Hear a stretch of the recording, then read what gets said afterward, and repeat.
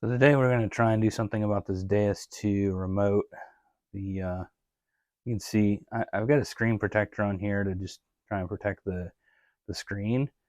Um, but even with that, you can see the glare that you get. The the screen, the lens on here seems like it's curved, and no matter which way you go when you're outside, it's worse. I've got some overhead lights here that kind of show the problem. But outside, when the whole sky is bright and blue, it seems like it's so hard. You have to kind of kick out the coil farther away from you to see the numbers, or like hold it awkwardly in front of you. It's just really not natural to be able to see the numbers, see the screen on the remote here. So today I'm going to try see if I can fix that. I've got the screen protector. I'm going to take that off. And what I found here, this is way larger than it needs to be, so I'll cut it down. And you can also see it's also very reflective, but there's a sheet that comes off of it. But this is going to be an anti-glare cover, so we'll replace this screen protector I have on here with the anti-glare screen, and hopefully that helps to resolve that issue. It might be a little bit darker, but there's a backlight that we can turn on to make sure everything shows through. So let's give that a shot. I'm going to take this first screen protector off. I just wanted to show what that looks like with what I would normally use. This is just the MindLab Equinox, one of the extra screen protectors for different language that I cut down and put in here to protect the screen when I first got the DS2. So let me get that off, and we'll come back and also cut down a sheet of this, and we'll see what we can do to swap that out. All right, here I am back with this is just naked screen here, so you can see the glare.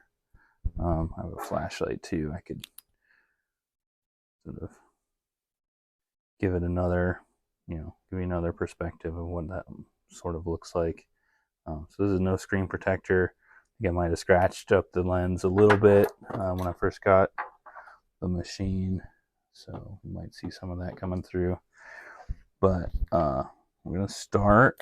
So I did cut down a piece of this film, and I put the old screen protector on it just to help me get the right shape. So, and now that that's on there, I realize that one side is down and one side's up, and I have this on the up side, so I'm just leaving it on there to help me keep track of things. I use a alcohol prep pad on here to just make sure this is good and clean, no dust or anything too much, and no smudges. And so we'll let that dry, and I will peel off the back. So while that dries, I'm going to peel off the back of this. Hopefully it comes off. Okay, yeah, actually, I think I'll wait. I'll wait for a minute just to let that dry. And how's it look now? Still drying, so we'll come back after it's dried off. All right, everything's nice and dry. I'm going to try my best to not get any bubbles on this thing and get it straight. It's hard to see here. Well, all right, that looks pretty straight actually.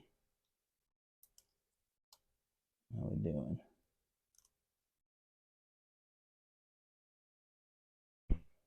All right, so I'm going to stick that down and pull the backer off. Hopefully everything's straight. No bubbles. That's what I want, is no bubbles, really. Oh, I already see one. Well, if we get some bubbles, that's okay. We can try this again. I've got so much of it, but really just an experiment to see how well this would even work. So All right.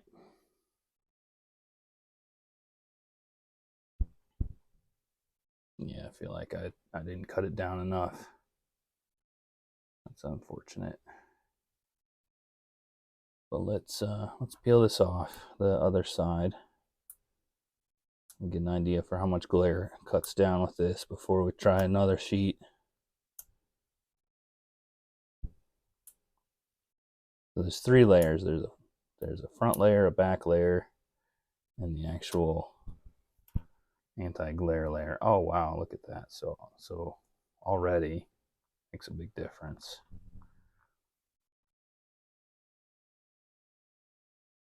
Actually, I like that a lot. So let's turn it on and see how hard it is to actually see the screen when it's on. So here we go. So I've got the backlight on. Wow, you can't see any glare at all now. That's great. Wow, it doesn't even look real. Let's try the flashlight on here. Okay, so a little bit of glare from the flashlight, but I'm actually shining it right at the screen. So I'll have to try this outside, see how it does.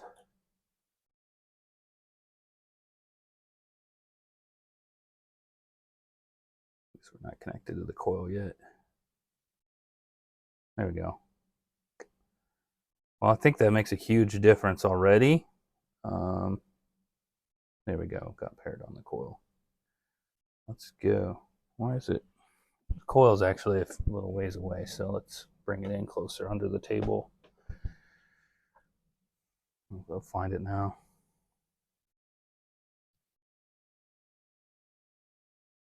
So there we go. Everything's connected. So let's go into options. Oh, I'm going there. I'm going to go to, it's under settings. Yeah, display. Backlight's on here. So let's try and turn it off. Okay. Yeah, actually it still works just fine with it off, really. I could use that, but I do like the backlight on. The instruction manual shows that it actually doesn't make a whole lot of difference whether it's on or off as far as how long the battery lasts, so I just keep it always on. I like it that way. Yeah, so I think next step is just give this a try outside. I might take another try on the screen protector, or the film, just to get one without any bubbles, but gosh, it's hardly even noticeable. I like that. I think this is going to work out great. So, yeah, let's give it a try outside. See how it does. Here we go, 90. Nice solid 90. Looks kind of big. Well, that's the current glare. So over here, kind of have to still get on top of the screen to see it. So that's unfortunate, but it's still better for me without the camera. But let's see. Hopefully you can hear the signal too. Let's see what we have here. All right, so it's still in the hole. Got the mic set up, so hopefully you can hear everything. Gosh, I don't have any gloves on, so I'm just gonna scoop it out here and see if we can scoop it out. I'll do a little bit of a half a live dig. I already dug the plug, but just stay on here.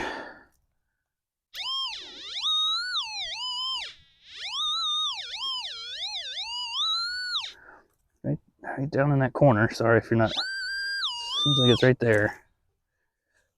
Get it better on the camera, I guess.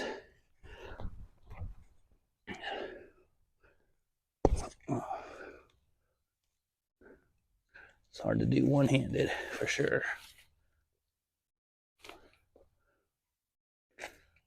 Oh, Bazinga. What is this? License? Looks like a part of a license plate, so I wonder if it's a good signal. But yeah, see if we can find something better here. On to the next. All right, here we have a 75 signal. Typically that would be trash, but who knows, maybe it could be a button. We'll dig it up and we'll see what we get here. All right, so here it is out of the hole. I haven't really looked at it yet, but looks like a grommet. So not too exciting. Throw it in the pouch. On to the next.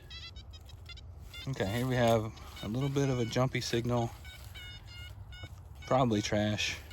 High 70s, kind of jumps into the 80s sometimes. See if we can clear out. There's a branch in the way, so try and move that out of the way and see if we can get at it. Maybe even a second signal over here. Yeah, first of those signals is didn't even really have to dig for it. It looks like just on top of the ground here. Mason jar lid. So those can sound pretty good. I wonder if that's what the other thing is. Or maybe it's deeper. So let's scope it out here in a minute. So this is bouncing around a little bit. 60s, high 60s. I already dug the plug here. Rough plug, I guess, but figure why not? Figure out what this is together.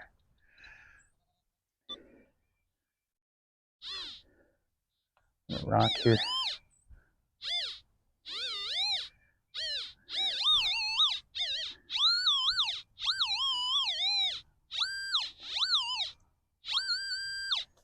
All right. Something in here. What do we have?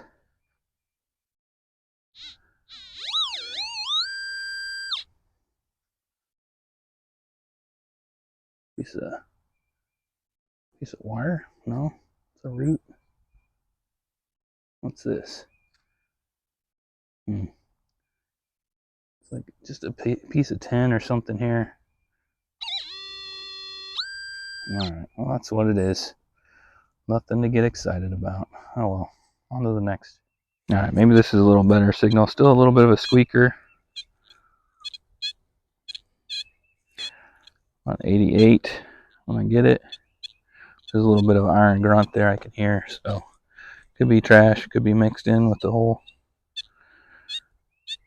We'll get like a 90 there, so dig it up and see if we can find it.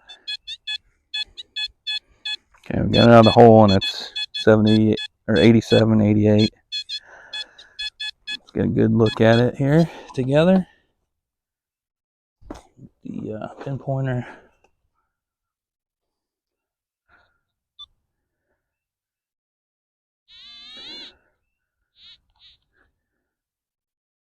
Where are we at?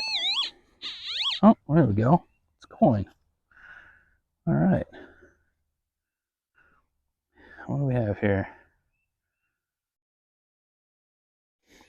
Maybe a weedy. Yeah, looks like a weedy. Well, we didn't get skunked. That's cool. Like that. So, see if we can get a date.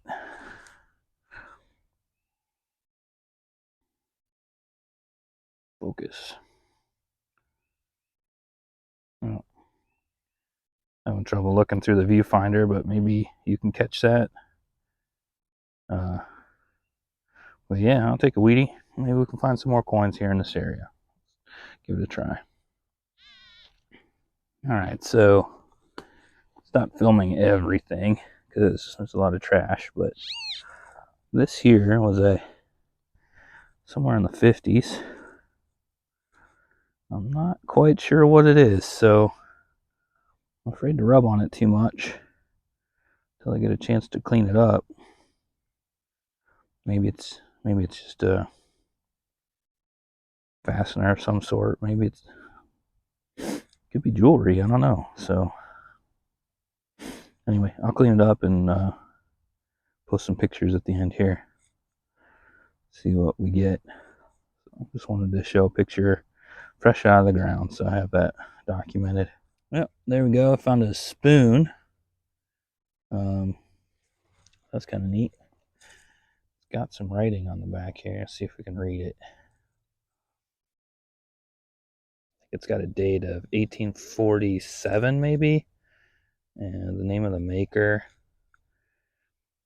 something Bros. Right now, I can't make that out, but looks kind of fancy. I think it's plated, but I'll clean it up and make sure.